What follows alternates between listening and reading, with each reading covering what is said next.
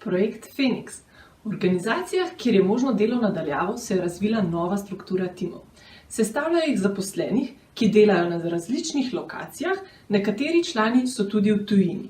Hibridni team buildingi omogočajo, da lahko tudi timi na različnih lokacijah koristijo prednosti face-to-face dogodkov. Aktivnosti posnemajo delo hibridnih timov in so odličen način za povezovanje, smeh in izboljšanje dinamike.